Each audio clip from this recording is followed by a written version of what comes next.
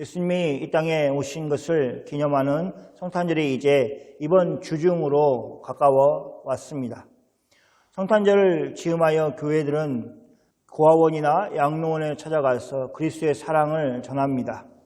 그것은 아기 예수님을 이 땅에 보내신 하나님 아버지의 사랑을 알리고자 하기 위해서입니다.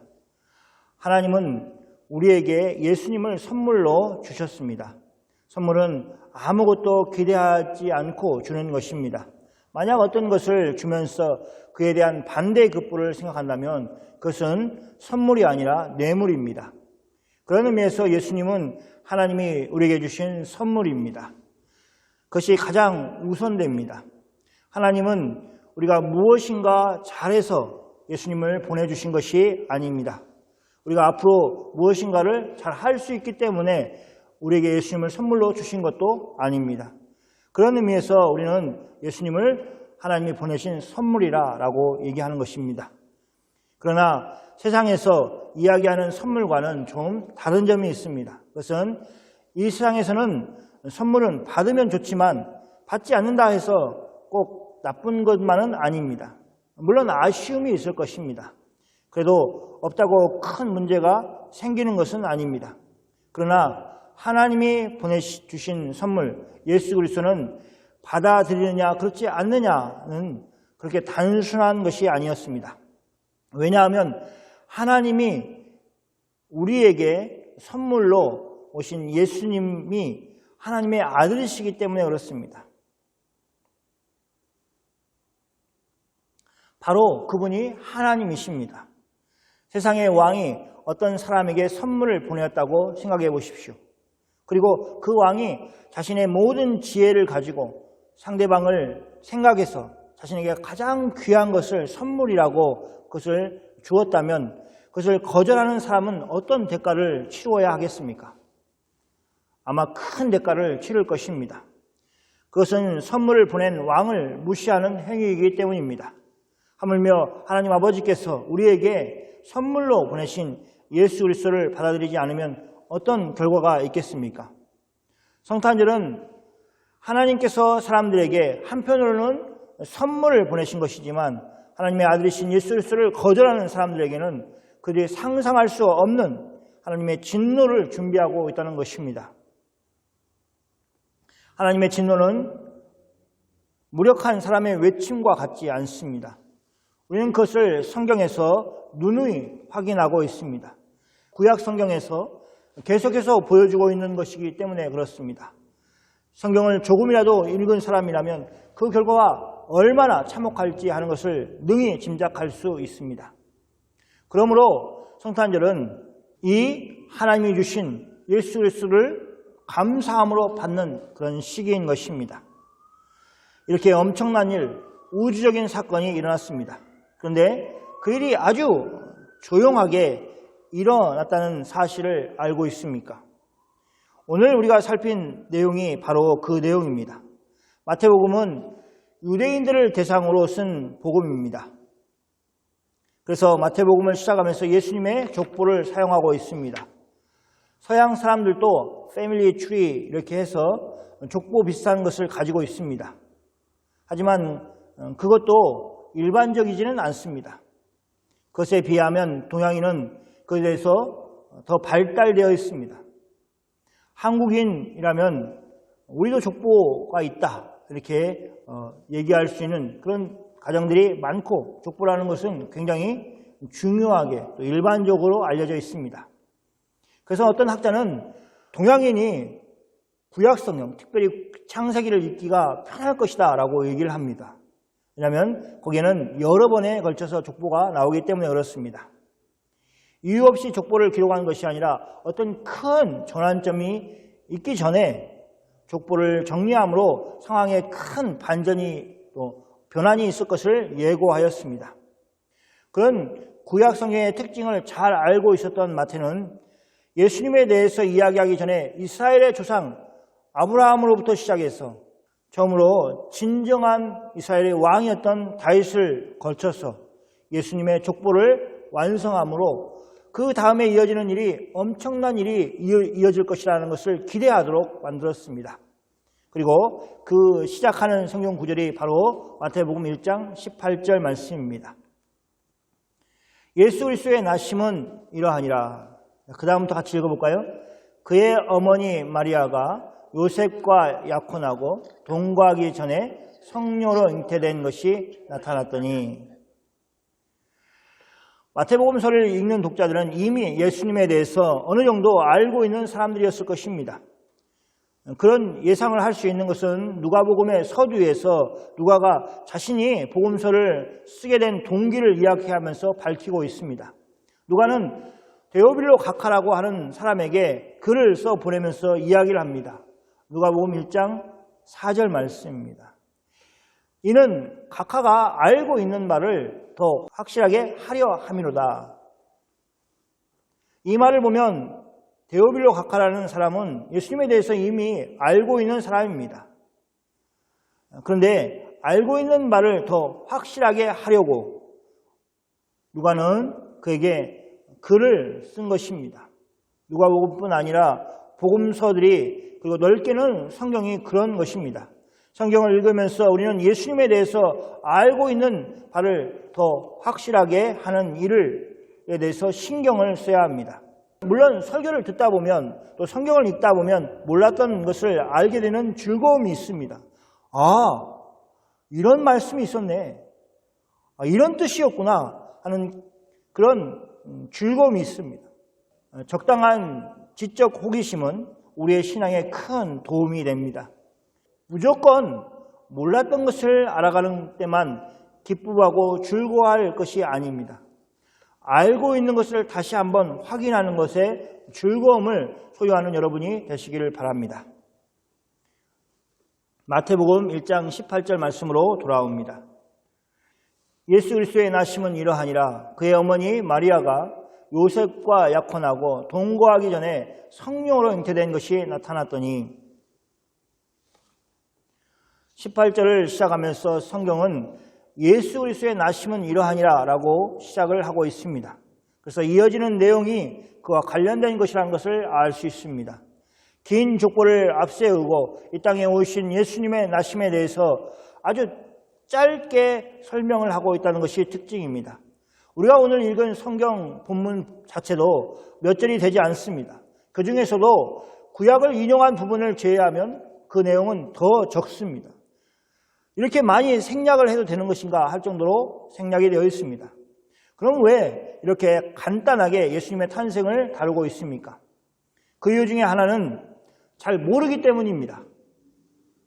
예수님이 공생애를 시작하시면서 세상에 자신이 메시아이심을 드러내기 전에는 대부분의 사람들이 하나님의 아들 예수 그리스도가 이 땅에 오셨다는 사실조차 알지 못했습니다.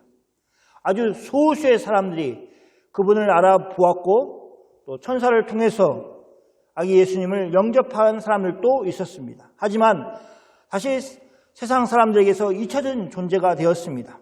그래서 기록이 없습니다.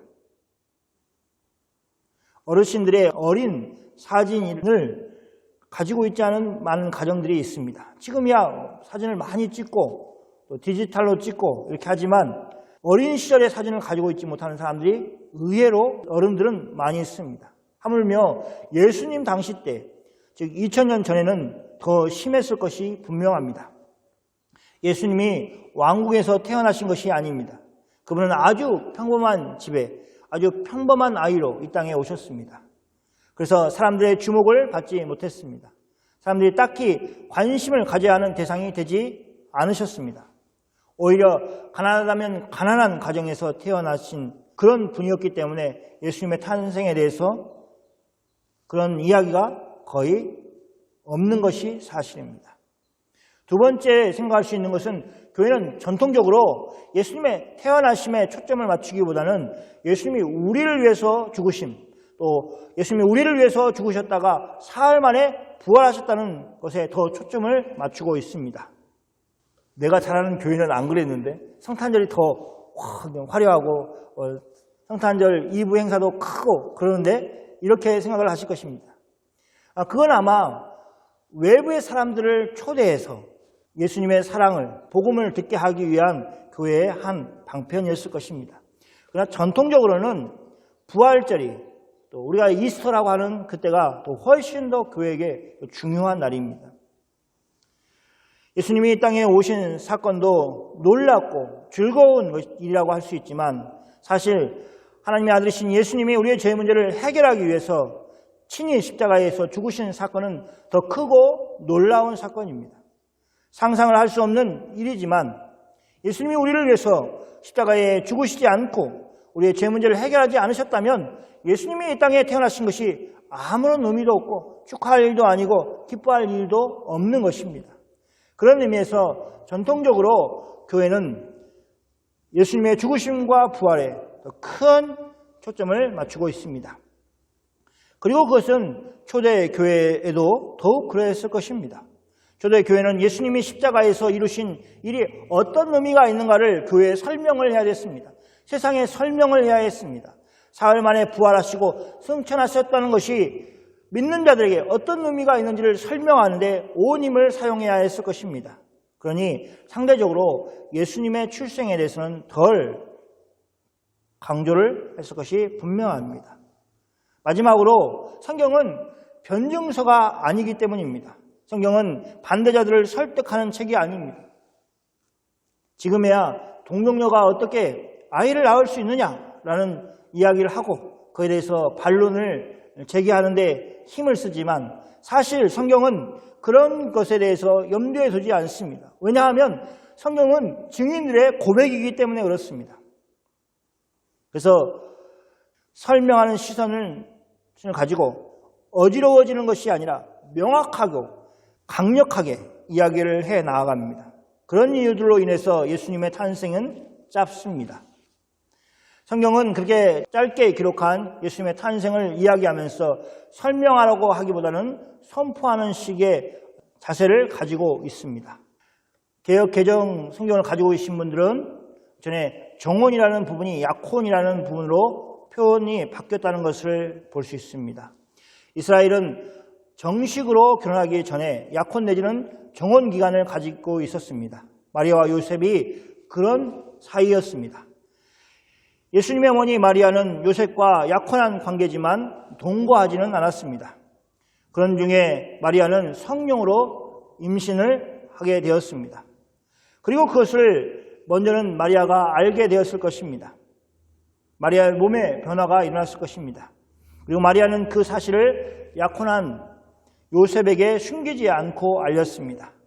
18절의 주어는 마리아입니다. 그런데 실상 마리아는 아무것도 결정할 것이 없습니다. 결정권이 그녀에게 있지 않았습니다. 그 당시 유대 사회의 배경은 여자들에게 어떤 결정권을 주지 않았습니다. 그리고 그 사안은 마리아가 약혼한 남자인 요셉의 의견과 행동에 좌우될 수밖에 없었습니다. 잉태는 분명 마리아가 한 것이지만 잉태한 아이의 운명과 마리아의 운명은 남자인 요셉의 손에 달려 있었습니다. 요셉은 마리아가 성령으로 잉태한 것에 대해서 어떤 조치를 취하고 있습니까? 19절 말씀입니다. 같이 한번 읽어볼까요? 그의 남편 요셉은 의로운 사람이라 그를 드러내지 아니하고 가만히 끊고자 하여. 성경은 요셉에 대해서 의로운 사람이라고 하였습니다. 여기서 의로운 사람은 도덕적으로 의롭다는 것만을 의미하는 것은 아닙니다. 성경은 의로운 사람을 이야기할 때 하나님과의 관계에서 설명을 하고 있습니다. 즉 요셉은 하나님과 바른 관계를 가진 사람이었습니다. 이처럼 의로운 사람이라고 하는 요셉이 어떤 결정을 내렸습니까? 요셉은 마리아를 드러내지 않으려고 하였습니다. 그것은 부정하게 된 마리아가 공개적으로 심판을 받는 것을 피하게 되는 것이었습니다. 마리아를 나름대로는 배려해 준 것입니다. 그것은 마리아를 위할 뿐만 아니라 자신의 명예도 지키는 것이었습니다. 자신과 약혼한 여인이 자신과 무관하게 아이를 잉태했다는 것은 자신의 명예에 큰 실추를 가져오는 것이었기 때문에 그렇습니다. 이런 일련의 요셉의 생각은 마리아가 성녀로 잉태되었다는 말에 대해서 믿지 않고 있다는 것을 보여줍니다. 그가 비록 의로운 사람임에도 불구하고 사내를 알지 못하는 마리아가 임신을 하였다는 것을 어떻게 이해할 수 있겠습니까? 그것은 요셉이 생각할 수 있는 그 이상의 것이었습니다. 그런데 그런 요셉에게 주의 사자가 찾아왔습니다. 20절과 21절 말씀입니다. 이 일을 생각할 때에 주의 사자가 현몽하여 이르되 다윗의 자손 요셉아 내 아내 마리아 데려오기를 무서워하지 말라. 그에게 잉태된 자는 성령으로 된 것이라. 21절 말씀 같이 읽겠습니다. 아들을 낳으리니 이름을 예수라 하라. 이는 그가 자기 백성을 그들의 죄에서 구원할 자이심이라 하니라. 요셉은 마리아가 임신하였다는 것을 심각하게 생각하였습니다. 자신과 약혼을 한 상태에서 자신과 상관없이 벌어진 일이었기 때문에 더욱 그랬습니다. 요셉은 마리아를 어떻게 하는 것이 좋은가 하고 생각하였습니다. 그런 중에 요셉은 잠이 들었습니다. 그때 주의 사자가 꿈에 요셉에게 나타났습니다. 주의 사자는 그를 불렀습니다. 다윗의 자손 요셉아. 아무도 요셉에 대해서 전에는 그렇게 부르지 않았습니다. 아마 야곱의 아들 요셉이라고 동네 사람들이 불렀을 수도 있습니다. 그러나 지금은 그를 유대한 대왕이었던 다윗의 자손이라고 부르고 있습니다. 요셉의 집은 그런 소리를 들을 수 있을 만큼 대단하지 못하였습니다. 누군가의 아참의 소리를 듣는다든지 할 만한 그런 집안이 되지 못하였습니다. 요셉 자신도 그냥 목수였습니다. 그리고 그 시대는 다윗 왕을 기억하고 또 부르고 하는 그런 시대가 아니었습니다. 유대의 땅은 로마에 의해서 지배를 받았고 또 분봉왕마저도 유대인이 아닌 에돔 사람이 왕을 하고 있었습니다. 유다 지파나 다윗 왕이 사람들의 관심 밖에 있었습니다. 그러니 주의 사자가 요셉을 다윗의 자손 요셉아 라고 부를 때에 요셉은 얼마나 깜짝 놀랐겠습니까? 그의 정체성을 새롭게 정의해주는 것 자체가 놀라운 것입니다. 그는 다윗의 자손이기 때문에 그렇게 생각하고 행동을 해야 함을 주의 사자는 말하고 있는 것입니다. 자신이 어떤 이야기를 시작하기 전에 야, 너는 그런 사람이야. 그래서 이렇게 생각하고 이렇게 행동해야 돼 라는 것을 미리 다윗의 자손이라는 그 말 속에 넣어둔 것입니다. 주의 사자는 마리아에 대해서도 정확하게 말하고 있습니다. 내 아내 마리아라고 요셉에게 말하였습니다. 그러므로 그의 아내 마리아를 데려오는 것을 무서워하지 말라는 것입니다. 당연히 그의 약혼녀 마리아를 데려오는 것은 기쁘고 즐거워야 하는데 그렇지 못한 것인 마리아가 잉태를 하였기 때문입니다.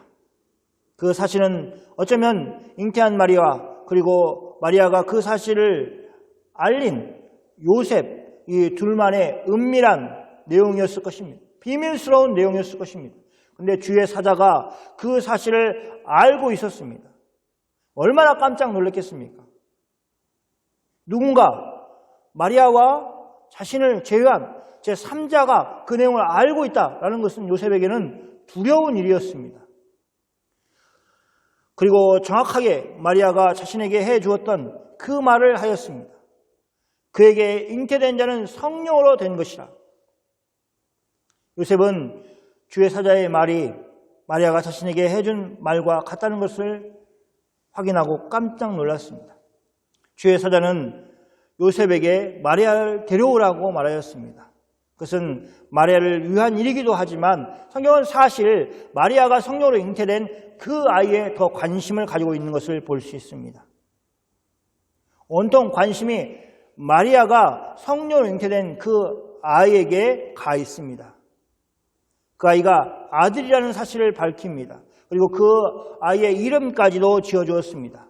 히브리어의 이름은 의미가 있기 때문에 그 아이의 이름 예수라는 것은 그 아이가 장차 자기 백성을 그들의 죄에서 구원할 자이기 때문에 그렇게 지었다고 말하였습니다.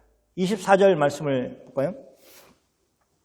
요셉이 잠에서 깨어 일어나 주의 사자의 분부대로 행하여 그의 아내를 데려왔으나 요셉이 잠에서 깨어 일어났습니다.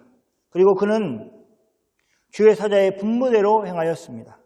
그는 그의 아내를 데려왔습니다. 그리고 잉태된 아이가 태어날 때까지, 즉 아들을 낳을 때까지 아내 마리아와 동침하지 않았습니다. 그리고 주의 사자가 이야기한 것처럼 아들을 낳고 그 이름을 예수라고 지었습니다. 22절과 23절 말씀은 마태가 마리아와 요셉에게 일어난 일을 이미 구약성경에서 선자에 의해서 예언되었다는 것을 밝히기 위해서 인용하고 있습니다. 22절과 23절 말씀입니다. 이 모든 일이 된 것은 주께서 선자로 하신 말씀을 이루려 하심이니 이르시되, 같이 한번 해볼까요? 보라, 처녀가 잉태하여 아들을 낳을 것이요 그의 이름은 임마누엘이라 하리라 하셨으니, 이를 번역한 즉 하나님이 우리와 함께 계시다 함이라. 과연 23절에서 인용한 이사야의 말씀을 요셉이 알고 있었을까 생각해 봅니다. 이사야 선자의 글을, 즉 선지서의 글을 알고 있었다 하더라도 그 말씀이 마리아가 잉태된 사건과 관련이 있다고 요셉이 상상이나 할 수 있었겠습니까? 이 말씀을 제대로 무슨 의미인지 상상이나 할 수 있었겠습니까? 그렇지 못했을 것입니다. 그래서 알고 있었다 할지라도 알지 못하는 것과 별반 다르지 않은 상태였을 것입니다. 그러나 중요한 것은 요셉이 주의 사자의 분부대로 행하였다는 것입니다. 주의 사자를 만나기 전에 마리아를 데려오는 것을 두려워한 사람이었습니다. 분명 마리아의 말을 들었을 것인데도 그는 마리아의 말을 이해할 수 없었습니다. 그래서 마리아의 일을 세상에 드러내지 않고 조용히 자신과의 관계를 끊으려고 하였습니다.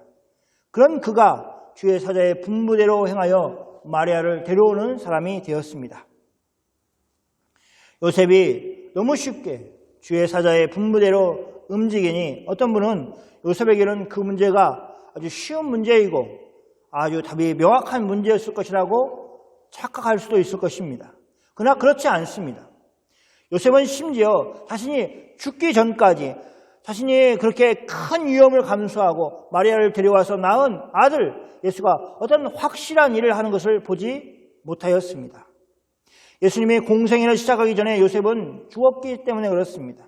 그러니 예수님이 병을 고친다든지 귀신을 내어쫓는다든지 하나님의 말씀을 선포하고 가르치는 그런 모습을 요셉은 보지 못하였습니다. 그런 모습을 보고 요셉이 내가 과거에 마리아를 데려오기를 잘했구나, 내가 주의 사자의 말을 듣기를 잘했구나 하는 그런 일은 요셉에게는 없었습니다. 그러나 그는 주의 사자의 분부대로 행하였습니다. 이 사실이 과연 이 시대를 살고 있는 그리스도인들에게 무슨 의미가 있습니까? 오늘 말씀은 그리스도인들에게 어떤 영적인 유익을 주고 있습니까? 요셉의 모습은 모든 시대를 살았던 믿음의 선진들이 걸었던 길과 동일합니다. 그들은 믿음으로 주의 말씀에 순종하는 길을 걸었습니다. 주의 사자가 요셉에게 제시한 길은 요셉이 쉽게 걸어갈 수 있는 길이 아니었습니다. 오히려 요셉이 마리아가 잉태한 것을 알고 혼자 고민하면서 마리아와 정혼한 것을 가만히 끊고자 했던 일보다 훨씬 어려운 길을 요셉은 걸어갈 수밖에 없었습니다. 오히려 그 순종이 요셉에게 더 많은 위험과 어려움으로 왔고 그 일을 혼자 감당해야 되는 상황이 되었습니다. 그런데 요셉은 주의 사자의 분부대로 행하였습니다. 또 하나 요셉이 그렇게 주의 사자의 분부대로 길을 걸어가기로 결정을 했다고 해서 요셉의 앞날이 환하게 열린 것이 아님을 성경은 보여주고 있습니다. 요셉은 마리아와 아이를 지키기 위해서 심지어는 애굽까지 내려가는, 그래서 거기서 한동안 살아야만 할 정도의 상황을 겪었습니다. 하나님은 연약한 마리아와 요셉을 통해서 예수님을 이 땅에 오시게 하신 것입니다. 더 안전하고 더 안락한 가정이 있었을 것입니다. 그러나 그런 것에 의해서 하나님의 역사가 이루어지지 않는 것이라는 것을 하나님은 예수님이 세상에 오시는 것을 통해서 세상에 드러내셨습니다. 요셉과 마리아를 통해서 하나님의 놀라운 역사를 이루신 하나님께서 우리를 사용하지 못할 일이 없습니다. 어쩌면 우리가 부족하고 연약함으로 힘들어할 때, 그때가 하나님이 우리를 사용하시려는 때일 수 있습니다. 마치 마리아의 이야기를 듣고 밤새 고민하면서 어떻게 해야 될 것인가? 하나님 앞에서 기도하며 고민하였던 그 같은 심정, 어떻게 할 수 없는 그 상황 가운데 놓여있던 요셉 같은 그 상황 속에 있는 우리를 하나님이 사용하실 것입니다. 그때 우리는 하나님의 부르심 앞에 요셉처럼 분부대로 행하는 모습을 보여야 합니다. 성도 여러분, 코로나로 어수선한 가운데 우리가 있지만 우리는 다시 오실 우리의 왕 예수 그리스도를 기다리고 있는 사람들입니다. 그 신앙 안에서 굳건히 서 있는 우리 모두가 다 됩시다. 하나님의 놀라운 역사를 묵상하면 할수록 예수님을 믿기를 잘했다는 마음이 생기고 우리를 구원하신 예수님을 위해서 살기를 다짐하는 우리 모두가 되기를 소원합니다. 우리는 신약에서 하나님이 예수님을 보내주신 것으로 하나님의 구원 역사가 막 시작하였다는 것을 확인하였습니다. 그 끝은 어디입니까? 예수님이 다시 오시는 것입니다. 그 끝이 오기 전에 한 사람이라도 더 예수를 믿고 구원함을 얻게 하는 일에 우리 모두가 힘써야겠습니다. 하나님의 말씀에 순종함으로 그 일을 이루어 가실 여러분에게 주님의 은혜가 넘치기를 축원합니다. 아멘. 이 시간 같이 이 말씀 붙들고 같이 기도하겠습니다.